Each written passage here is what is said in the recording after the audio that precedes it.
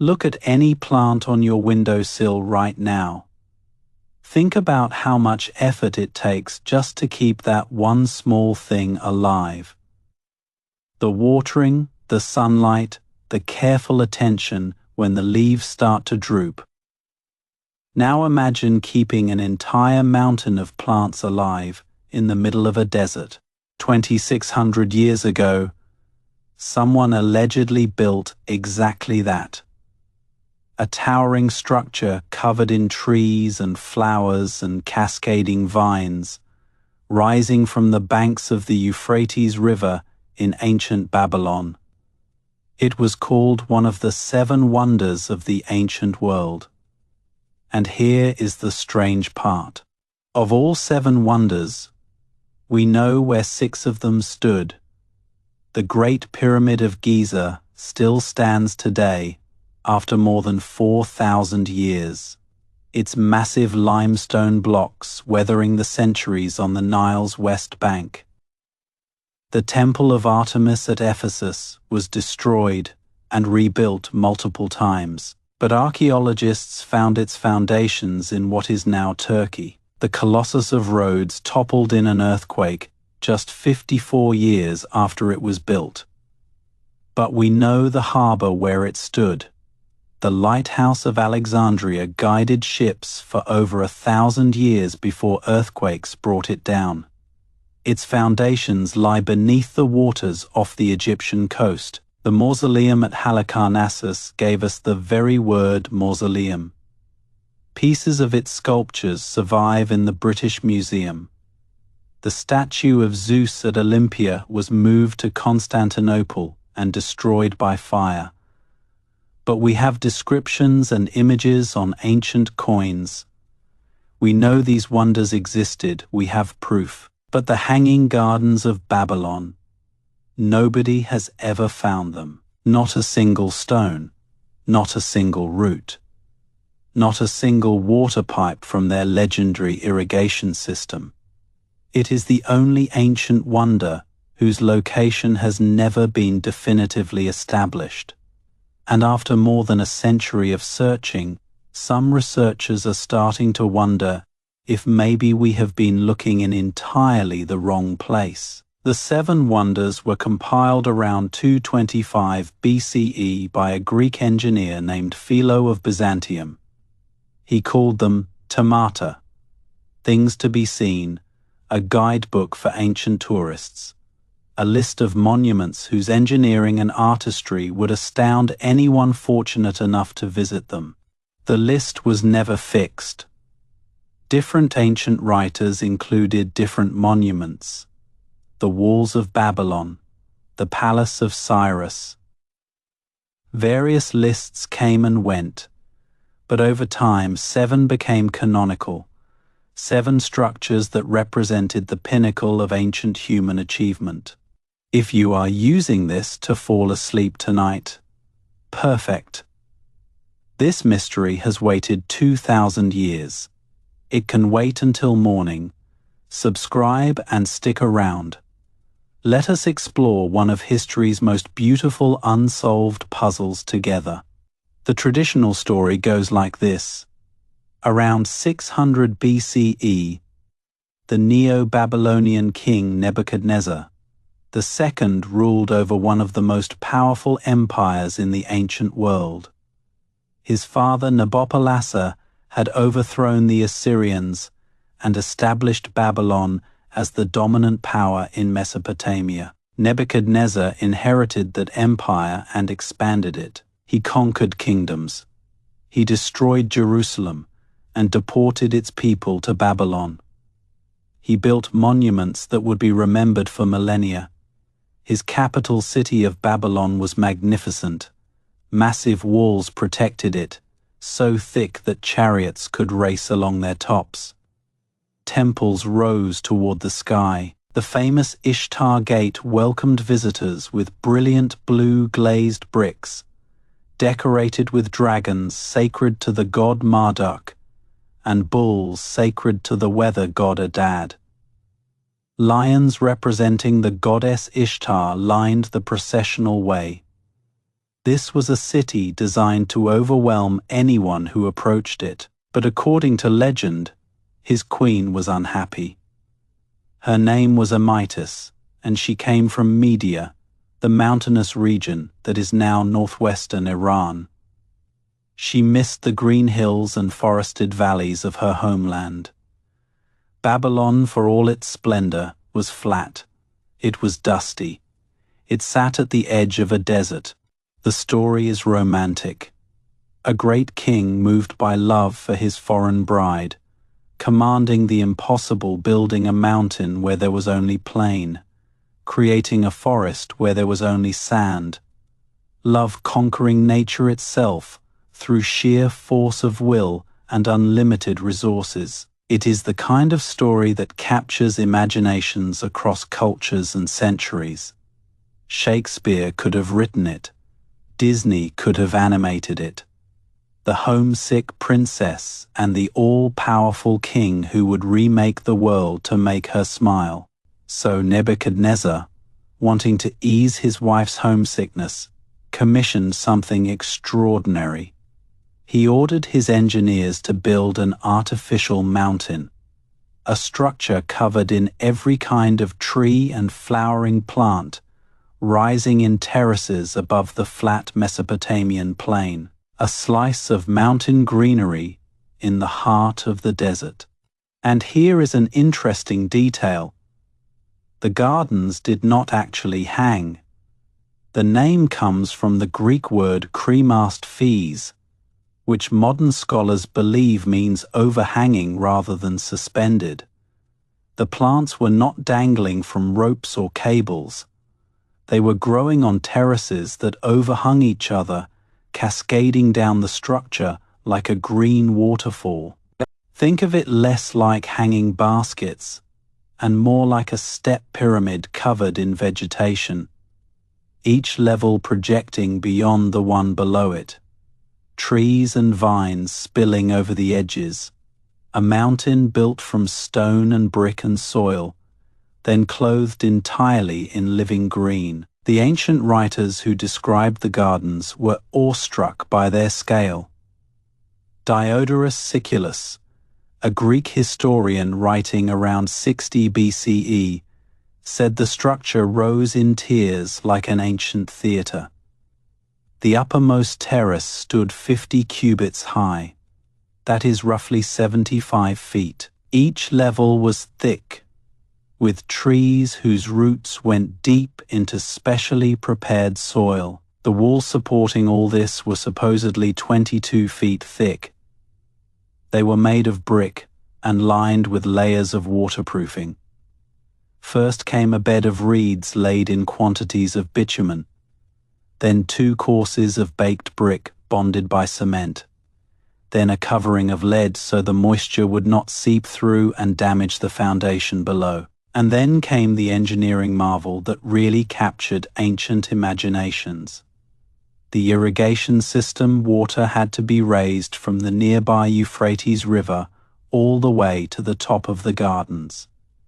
This meant lifting thousands of gallons of water 75 feet into the air every single day. In the 6th century BCE, ancient writers described machines for raising water, screws that could lift the water in great abundance from the river, although no one outside could see it being done. Some scholars believe this describes an early form of the Archimedes screw, a device that would not be formally invented for another 300 years. If true, it means the Babylonians, or their predecessors, developed sophisticated water-lifting technology that we usually credit to the Greeks. What plants grew in these legendary gardens? Ancient sources mention date palms, which were native to the region, figs and almonds and olives, grapevines climbing up trellises, but also exotic imports, cedar and cypress from the mountains of Lebanon, ebony from distant lands, pomegranates and plums and quinces, aromatic plants would have perfumed the air. myrrh and frankincense, juniper and terebinth. The gardens were not just beautiful to look at. They were a sensory experience. The sound of water splashing, the shade of overhanging branches, the scent of flowers blooming in every season. The Greek geographer Strabo wrote that the gardens were located right next to the Euphrates, and that a complicated machinery of screws drew water up to the terraces. The Roman historian Quintus Curtius Rufus described a citadel 20 stadia in circumference, which translates to about 2¼ miles. It was a monument to love and also to engineering genius. But here is where the mystery begins. Every single one of these descriptions was written centuries after the gardens were supposedly built. Diodorus was writing 500 years after Nebuchadnezzar's reign. The earliest known mention comes from a Babylonian priest named Berossus, writing around 290 BCE, still 300 years after the fact, and none of them were eyewitnesses. They were quoting earlier sources, now lost to time, or describing what they had heard from travelers. The accounts were spectacular, but they were also second-hand. And when archaeologists finally started digging in Babylon itself, they found something troubling. Nothing. The man who tried hardest to find the Hanging Gardens was a German archaeologist named Robert Koldewey. In 1899, he began what would become one of the most extensive excavations in archaeological history. For 18 years, with crews of over 200 workers, he methodically dug through the ruins of ancient Babylon. Koldewey was a pioneer in archaeological methods. Unlike many of his contemporaries who simply dug for treasure, he carefully documented the stratigraphy of the site. He developed techniques for identifying and excavating mud brick structures, which was crucial in Mesopotamia, where almost everything was built from dried earth. His work was supported by the German Oriental Society and by Kaiser Wilhelm II himself.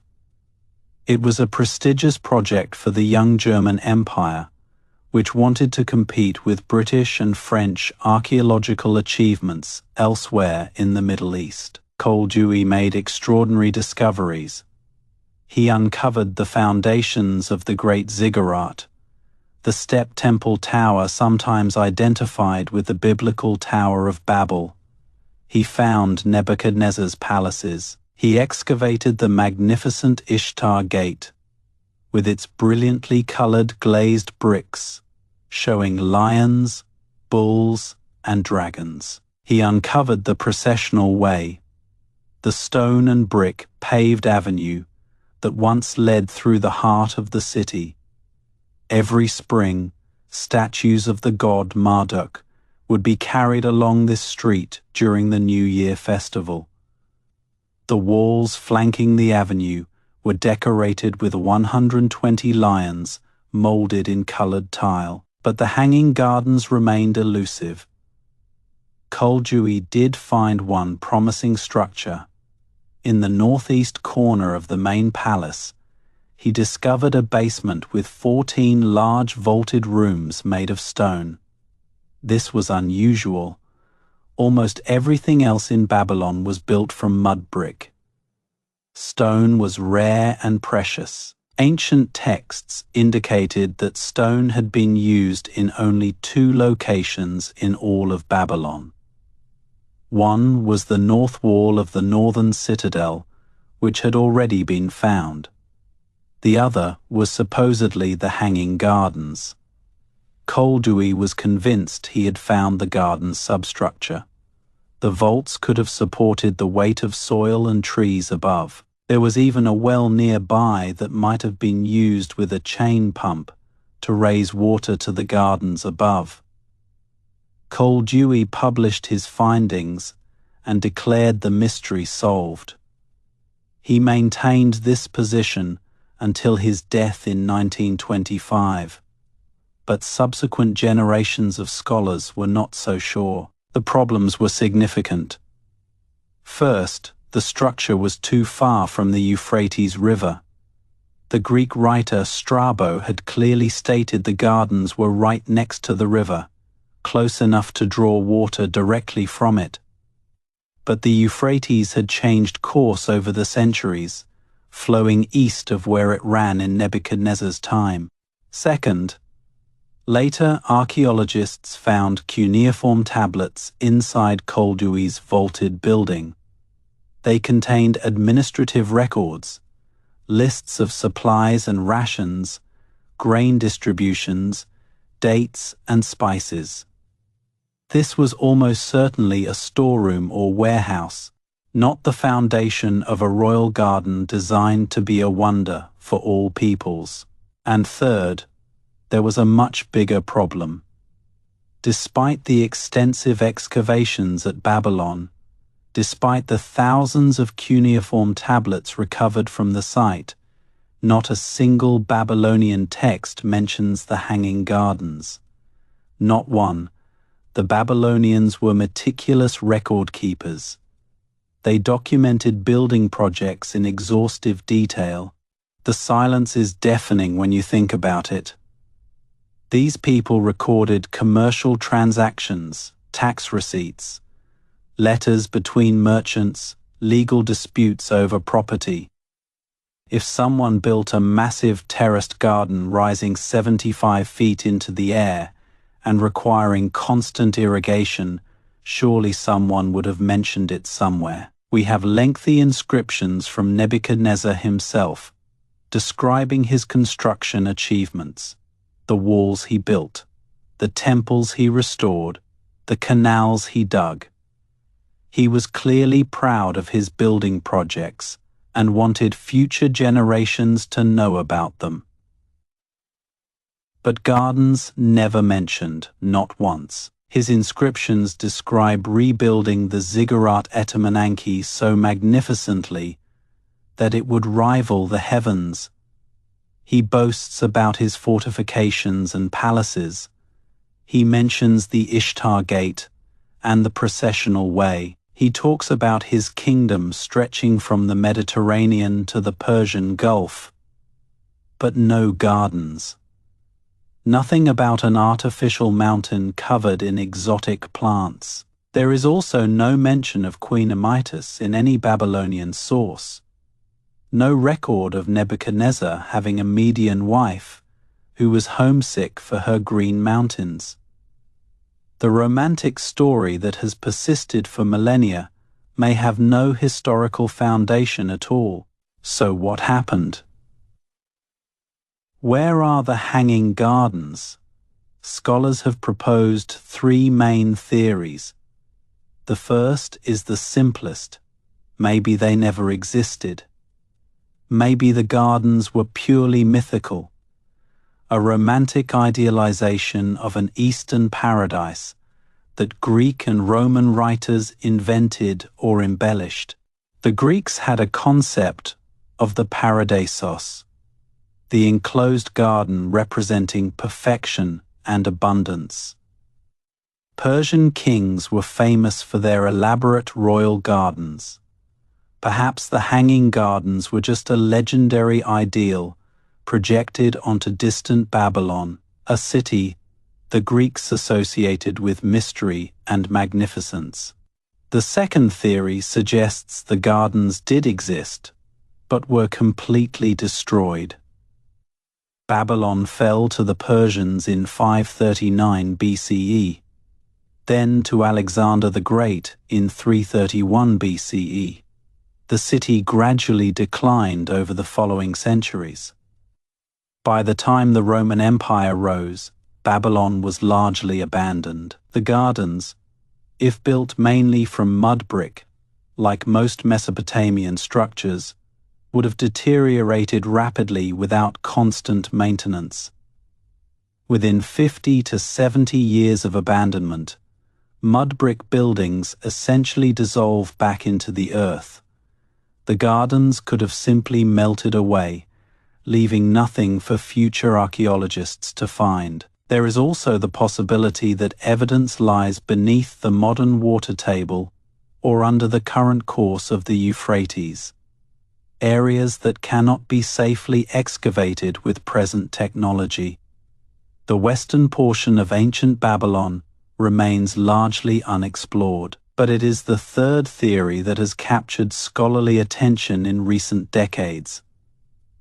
What if the Hanging Gardens were real, but located somewhere else entirely?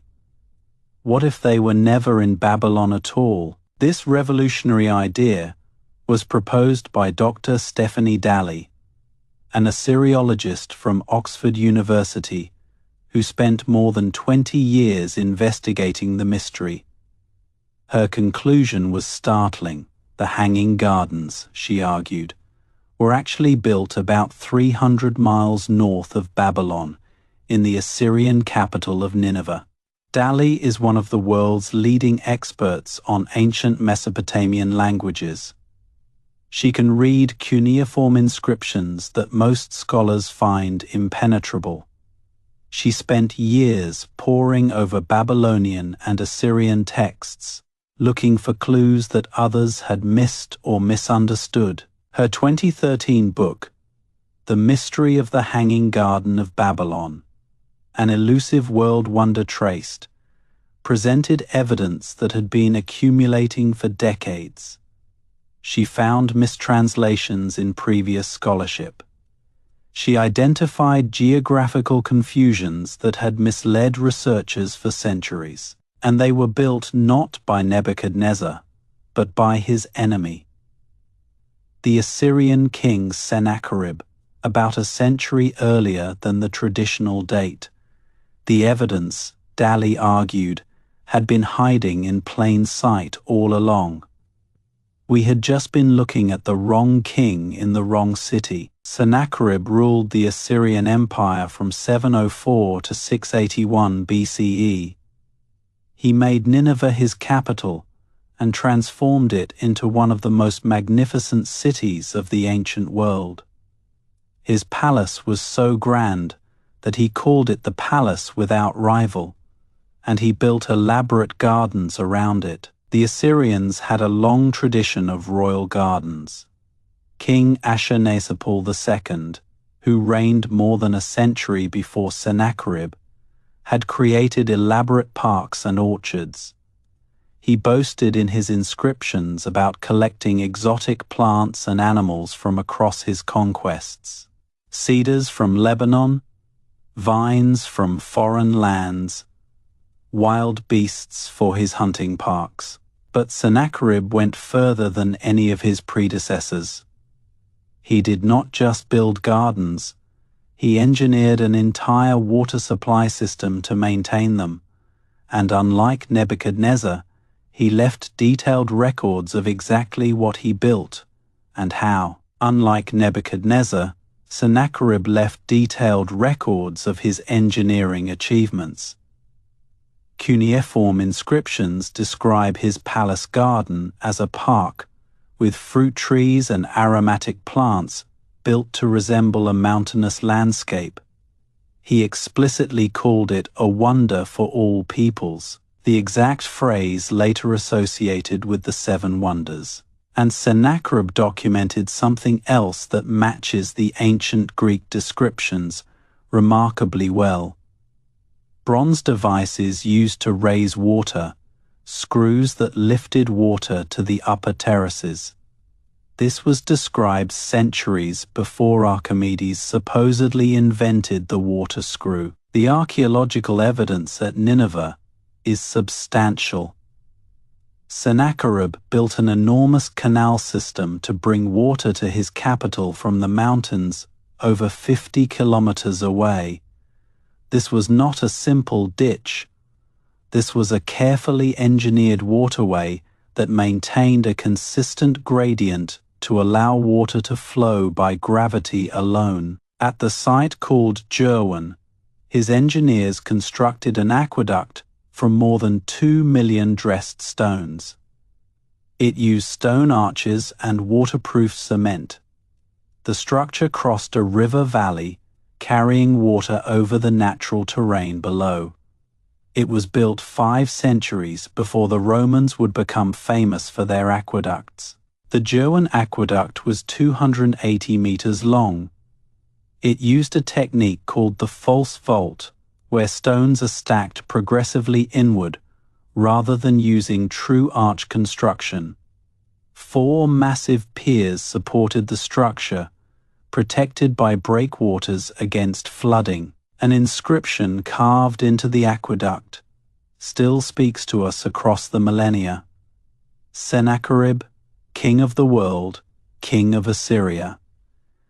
Over a great distance I had a watercourse directed to the environs of Nineveh, joining together the waters. Over steep-sided valleys, I spanned an aqueduct of white limestone blocks. This aqueduct predates anything the Romans built by 500 years. It is considered one of the oldest known aqueducts in the world, and it provided exactly the kind of water supply that the Hanging Gardens would have required. Not from a river, but from mountain streams brought over great distances. We even have visual evidence. In the British Museum, there are relief panels from the palace of Sennacherib's grandson, Ashurbanipal, showing gardens at Nineveh.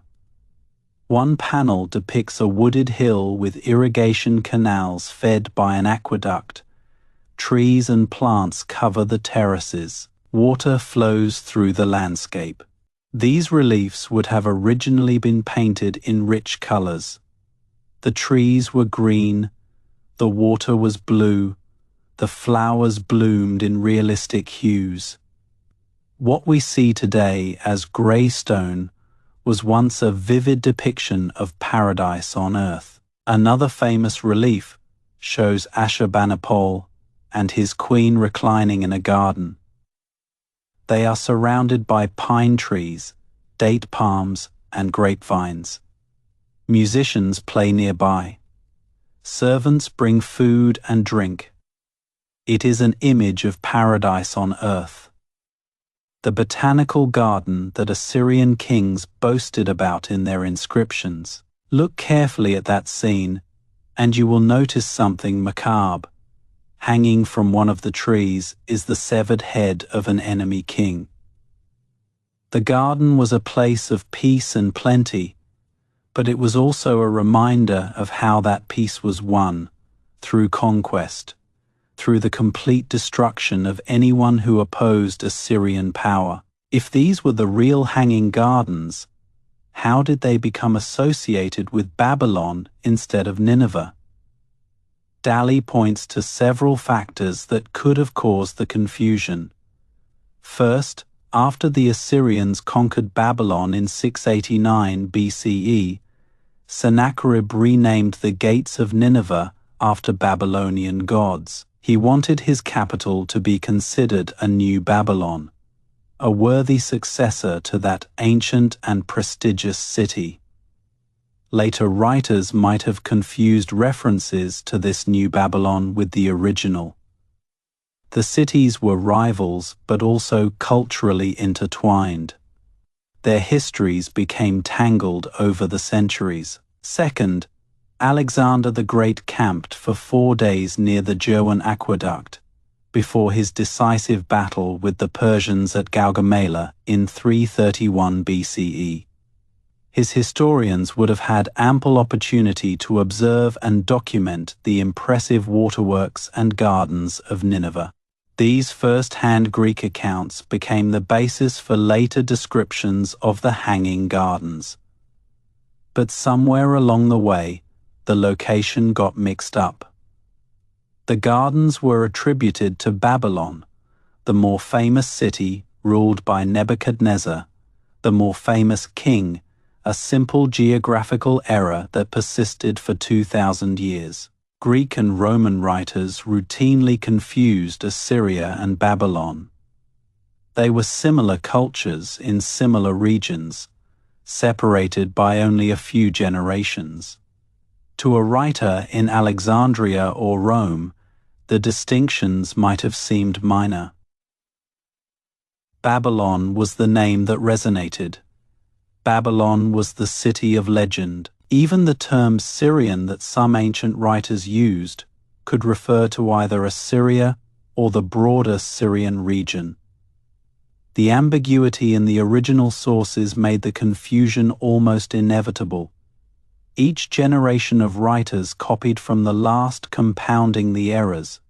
The climate also supports Daly's theory. Babylon sits at the edge of a desert. Getting enough water to sustain elaborate gardens would have been extraordinarily difficult. But Nineveh, located in the mountains near modern Mosul, receives far more rainfall. The surrounding terrain has numerous streams and water sources. Dr. Stephanie Daly has pointed out that there is no way you could have watered a garden at Babylon from the Euphrates River, because there are no tributaries from which you could lead enough water down. But at Nineveh, water could be brought from higher elevations using gravity alone. Not everyone accepts Daly's theory. Some scholars argue that the silence of Babylonian sources about the gardens might simply reflect the fragmentary nature of the archaeological record. We have only recovered a fraction of the cuneiform tablets that once existed. The right inscription might still be buried somewhere. Others point out that Nebuchadnezzar did build gardens at Babylon, even if they were not the legendary wonder. Babylonian kings followed Assyrian traditions of royal garden building. It would have been unusual for Nebuchadnezzar not to create pleasure gardens around his palaces. The fate of both empires adds another layer to the mystery. The Assyrian Empire fell in 612 BCE when Nineveh was sacked by a coalition of Babylonians and Medes. The city was so thoroughly destroyed that it was never rebuilt. Within a few generations, its location was forgotten. The biblical prophet Nahum exulted over Nineveh's fall. "Woe to the bloody city," he wrote. "It is all full of lies and robbery, the sound of a whip and the noise of rattling wheels." Whatever gardens Sennacherib had built were left to wither and die as the city crumbled around them. Babylon survived longer. After conquering Assyria, the Neo-Babylonian Empire flourished for another 70 years under Nebuchadnezzar and his successors.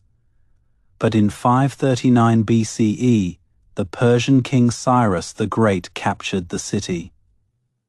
According to Herodotus, the Persians diverted the Euphrates and entered through the dry riverbed, while the Babylonians were celebrating a festival. Perhaps there were gardens at both cities. Impressive gardens at Nineveh that we have evidence for, and more modest gardens at Babylon that left no trace. The Greek descriptions might have combined elements of both, creating a legendary composite that existed nowhere and everywhere at once. What we do know is that Nebuchadnezzar's Babylon was genuinely magnificent. The Ishtar Gate that Koldewey excavated was a masterpiece, standing nearly 50 feet high, covered in brilliant blue glazed bricks, decorated with hundreds of dragons and bulls molded in colored tile. It was designed to inspire awe. The blue color was achieved through a complex chemical process. The bricks were coated with a glaze containing copper and cobalt, then fired at high temperatures. The result was a deep lapis lazuli blue that would have shimmered in the desert sunlight against the yellow sand of Mesopotamia. It must have looked like a gateway to another world. Koldewey shipped thousands of these bricks back to Germany, packed carefully in crates and coal barrels. The reconstruction was completed in 1930 at the Pergamon Museum in Berlin, where it still stands today. Iraqi governments have repeatedly requested the return of these artifacts. The gate has been reconstructed in the Pergamon Museum in Berlin, where visitors can still walk through it today. Though even this reconstruction includes only the smaller front portion. The larger rear section remains in storage. The full original gate was even more impressive than what survives. The processional way that led through the gate was paved with stones, inscribed with prayers to the god Marduk. 120 lions decorated the walls, their mouths open in eternal roars. During the New Year festival, this avenue would have been filled with priests and statues and the smell of incense. Nebuchadnezzar's building inscriptions describe him raising the height of his palaces and temples so they could compete with the mountains. He wanted Babylon to be the wonder of the world. Whether or not the Hanging Gardens were part of that vision, the ambition was real. In 2014, UNESCO designated Babylon a World Heritage Site. Archaeological work continues there, though modern conflicts have made research difficult. Much of ancient Nineveh lies beneath the modern city of Mosul, and the region has experienced significant destruction in recent years. In 2016, Islamic State militants deliberately destroyed parts of ancient Nineveh, including the Mashki Gate and the Adad Gate. They took sledgehammers to artifacts that had survived for nearly 3,000 years.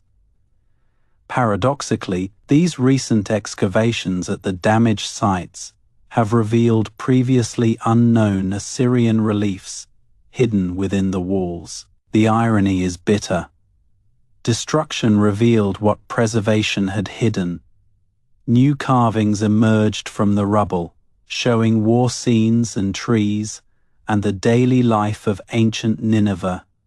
History guards its secrets jealously, releasing them only through violence and disaster. The Jerwan Aqueduct still stands in Iraqi Kurdistan, a monument to Sennacherib's engineering genius. Visitors can still see the inscriptions carved into its stones 2,700 years ago.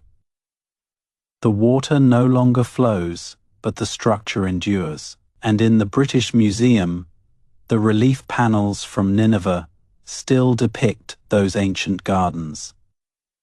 The trees and terraces and flowing water that may or may not be the legendary Hanging Gardens of Babylon. The images are right there, waiting for us to understand what we are actually looking at. So where does that leave us?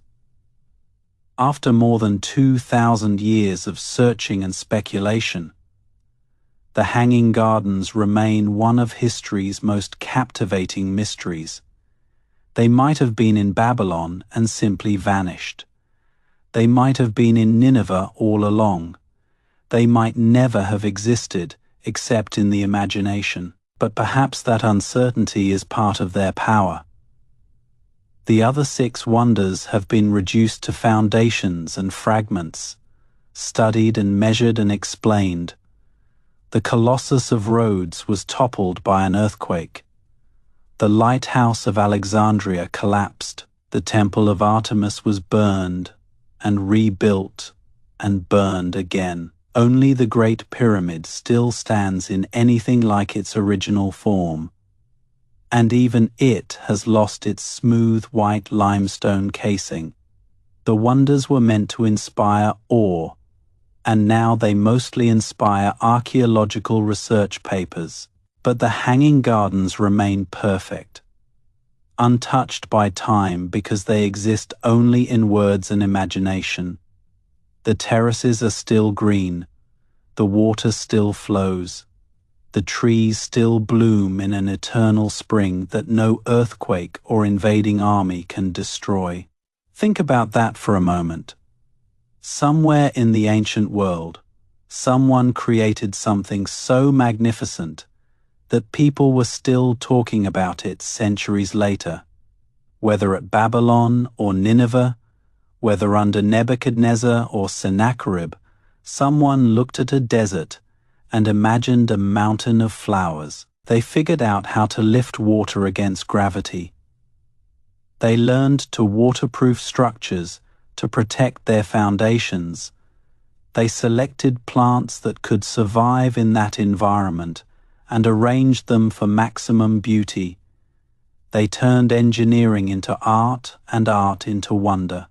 The gardens might be lost to us, but the impulse that created them is not. Every garden we plant, every park we build, every green space we carve out of the urban landscape echoes that ancient dream to bring nature where nature was not meant to be, to create paradise through human ingenuity. Modern architects have tried to recreate the concept. Vertical gardens climb the walls of skyscrapers. Green roofs top corporate headquarters. Singapore has become famous for its integration of plants into urban architecture.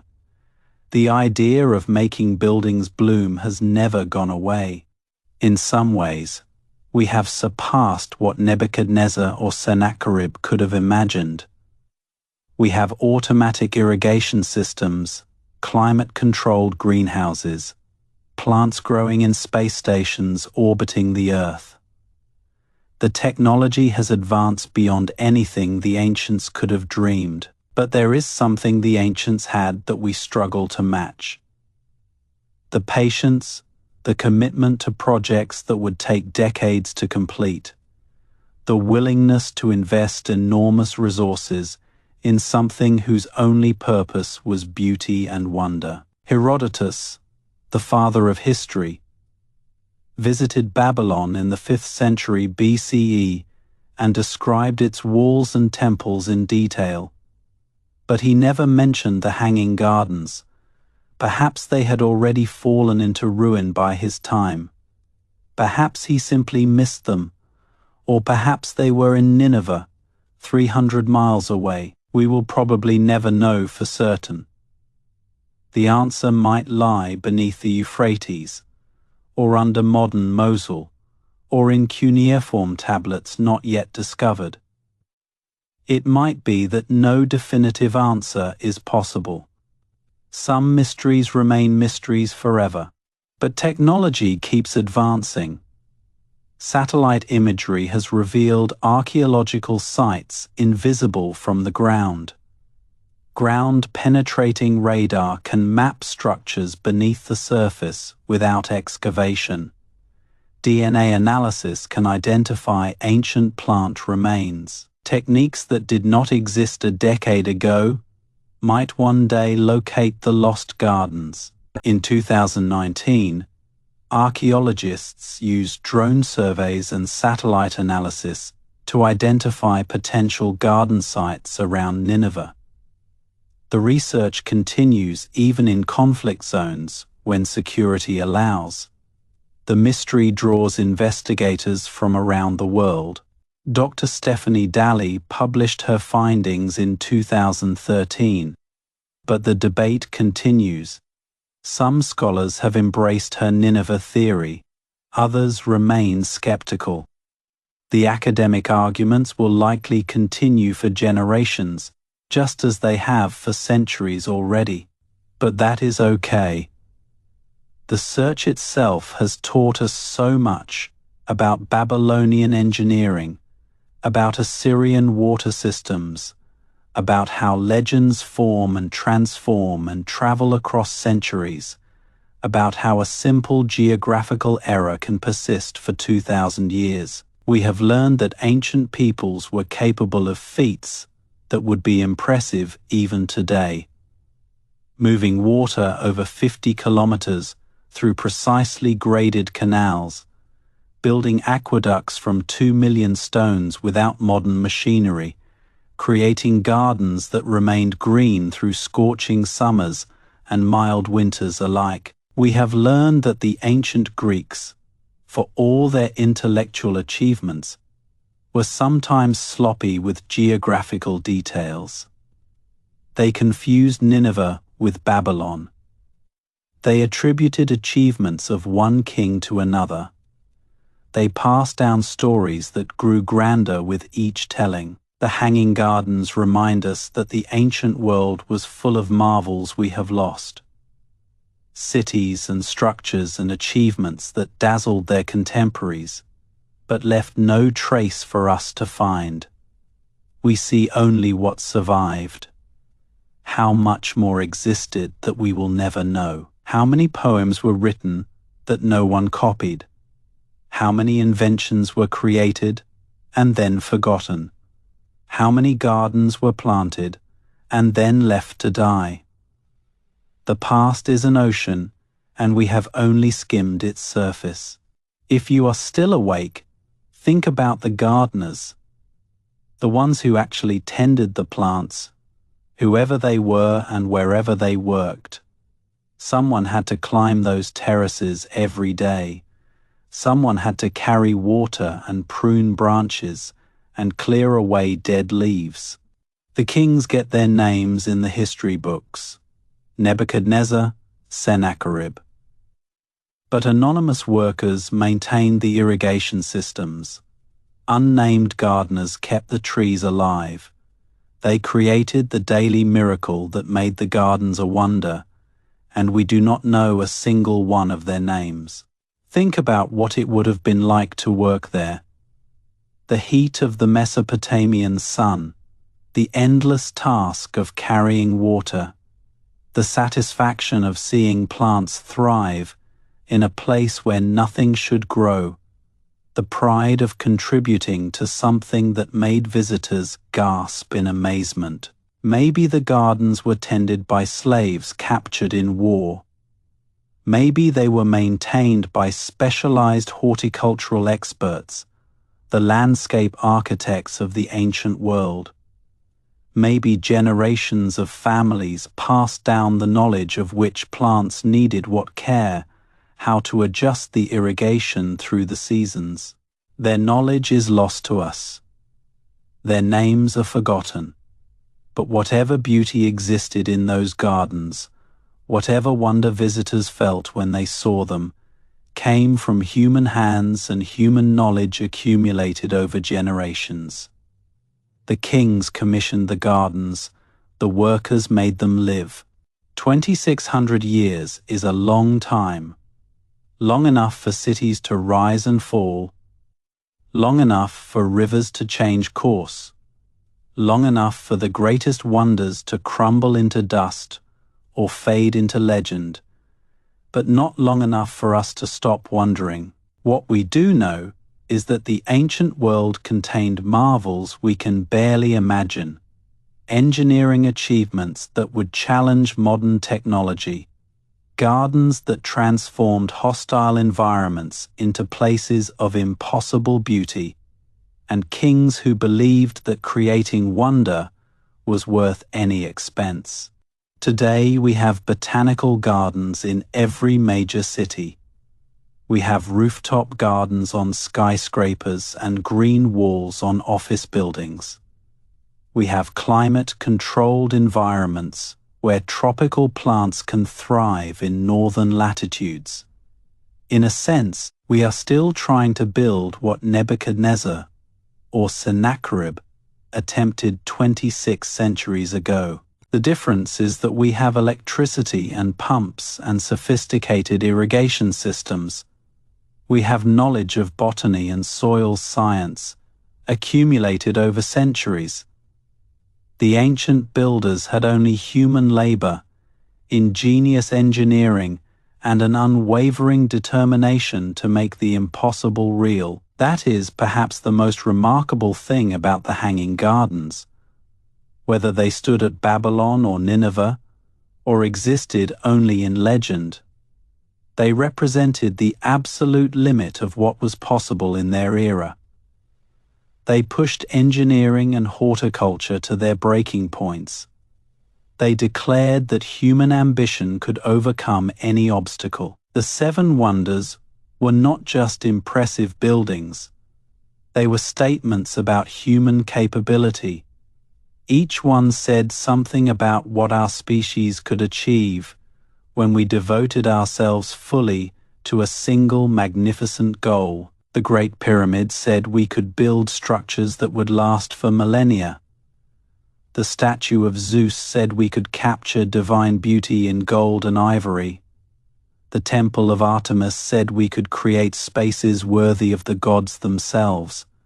And the Hanging Gardens said we could make nature bend to our will somewhere, maybe in the deserts of Iraq, maybe in the mountains of Kurdistan, maybe only in the pages of ancient books.